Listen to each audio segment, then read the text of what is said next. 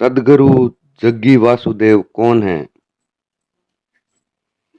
जी हाँ दोस्तों, आजकल सोशल मीडिया पर पूरे इंडिया में यहाँ तक कि सारी दुनिया में ही एक नाम छाया हुआ है और वो है सद्गुरु जग्गी वासुदेव।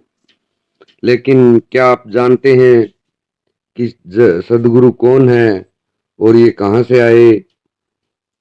तो चलिए दोस्तों, आज हम आपको बताते हैं सद्गुरु जग्गी वासुदेव के जीवन से जुड़े कुछ महत्वपूर्ण तथ्य।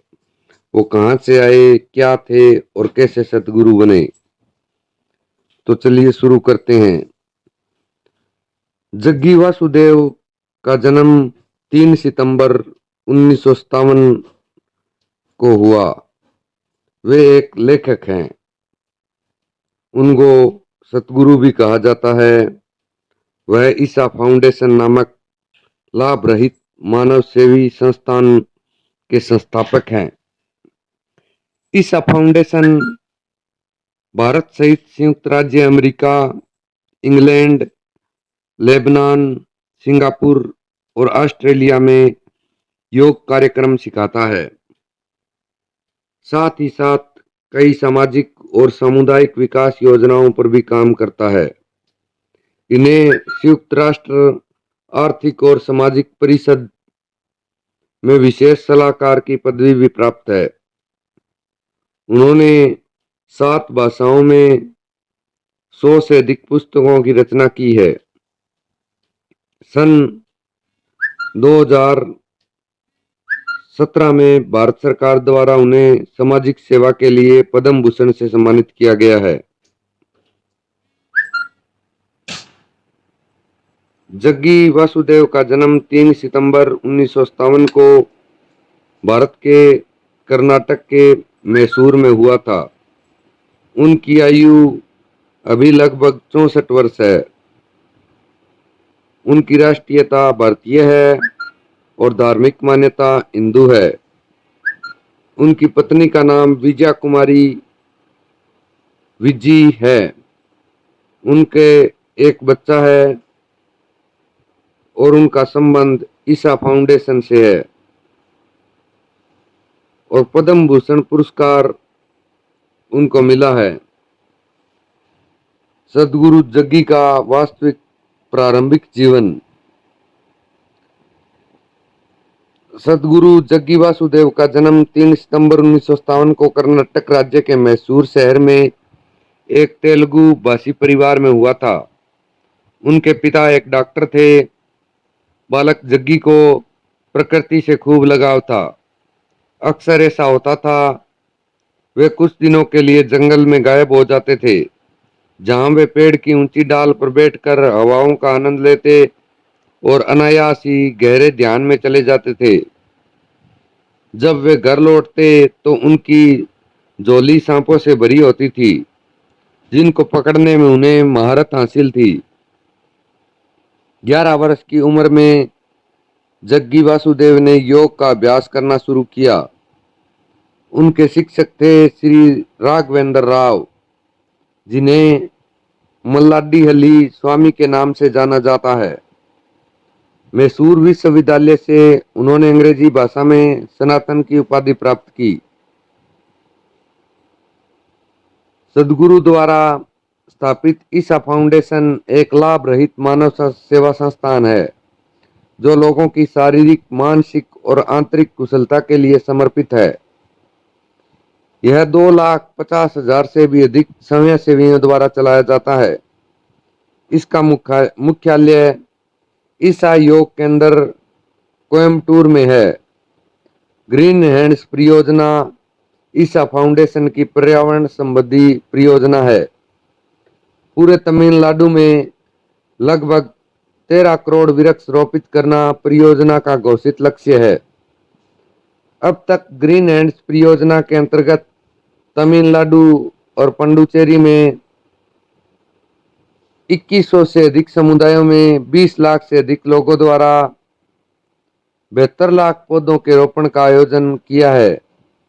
इस संगठन ने 17 अक्टूबर 2006 को तमिलनाडु के 27 जिलों में एक साथ लगभग 9 लाख पौधे रोप कर गिनीज वर्ल्ड रिकॉर्ड बनाया था।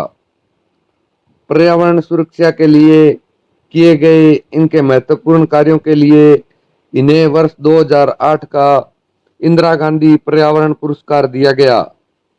वर्ष 2017 में अध्यात्म के लिए आपको पद्म विभूषण से भी सम्मानित किया गया। अभी वे रैली फॉर रिवर नदियों के संरक्षण के लिए अभियान चला रहे हैं। ईसा योग केंद्र ईसा फाउंडेशन के संरक्षण तले स्थापित है। यह वेलिंगिरी पर्वतों की तराई में 150 एकड़ की हरी भरी भूमि पर स्थित है। घने वनों से घिरा ईसा योग केंद्र नीलगिरी जीव मंडल का एक हिस्सा है, जहां भरपूर वन्य जीवन मौजूद है। आंतरिक विकास के लिए बनाया गया यह शक्तिशाली स्थान योग के 4 मुख्य मार्ग ज्ञान, कर्म, क्रिया और भक्ति को लोगों तक पहुंचाने के लिए समर्पित है। इसके परिसर में ध्यानलिंग योग मंदिर की प्राण प्रतिष्ठा की गई है। 1999 में सदगुरु द्वारा प्रतिष्ठित ध्यानलिंग अपनी तरह का पहला लिंग है जिसकी प्रतिष्ठा पूरी तरह हुई। योग विज्ञान का सार ध्यानलिंग ऊर्जा का एक शाश्वत और अनूठा आकार है। 23 फीट 7 इंच की ऊंचाई वाला यह ध्यानलिंग विश्व का सबसे बड़ा परा आधारित जीवित लिंग है। यह किसी खास संप्रदाय या मत से संबंध नहीं रखता, ना ही यहाँ पर किसी विधि विधान, प्रार्थना या पूजा की जरूरत होती है। जो लोग ध्यान के अनुभव से वंचित रहे हैं वे भी ध्यानलिंग मंदिर में सिर्फ कुछ मिनट तक मौन बैठकर ध्यान की गहरी अवस्था का अनुभव कर सकते हैं। इसके प्रवेश द्वार पर सर्वधर्म स्तंभ है, जिसमें हिंदू, इस्लाम, ईसाई, जैन, बौद्ध, सिख, ताओ, पारसी, यहूदी और सिंतो धर्म के प्रतीक अंकित है। यह धार्मिक मतभेदों के ऊपर उठकर पूरी मानवता को आमंत्रित करता है। सतगुरु की आलोचना भी हुई है। वासुदेव पर अंधविश्वास को बढ़ावा देने और विज्ञान को गलत तरीके से पेश करने का भी आरोप लगाया गया है। वह इस दावे को प्रचारित करता है कि विज्ञान द्वारा असमर्थित कि चंद्र ग्रहण के दौरान पका हुआ भोजन मानव शरीर की प्राणिक ऊर्जा को नष्ट कर देता है। वह नैदानिक असवाद के संबंध में कई मिथकों को समाप्त करता है और पदार्थ की अत्यधिक विषाक्तता के बावजूद पारंपरिक भारतीय चिकित्सा में पारा के उपयोग पर संभावित निषेध का विरोध करता है। हिंग्स बासोन और विभूति के कथित लाभों पर उनके विचारों को विज्ञान द्वारा अप्रमाणित के रूप में खारिज कर दिया गया है। इसके अलावा वह जल समृद्धि के सिद्धांतों का प्रचार करता है जो विज्ञान द्वारा समर्थित नहीं है। इसके अलावा वासुदेव पर हिंदुत्व के एक सुनहरे हिंदू अतीत के संशोधनवादी इतिहास को लोकप्रिय बनाने का आरोप लगाया गया है।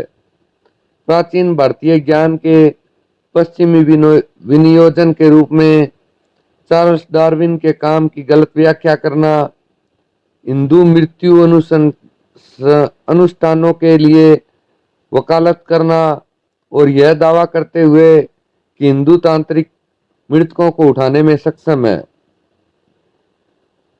तो दोस्तों, ये थी सदगुरु जक्की वासुदेव के बारे में कुछ महत्वपूर्ण जानकारियां। ये वीडियो आपको कैसा लगा कमेंट करके जरूर बताएं। मैं सदगुरु वासुदेव के और भी अच्छे से अच्छे लेख और उनके द्वारा बोली गई वाणी आपके लिए लेकर आता रहूँगा। तो चैनल को सब्सक्राइब करें और ज़्यादा से ज़्यादा शेयर करें। धन्यवाद दोस्तों।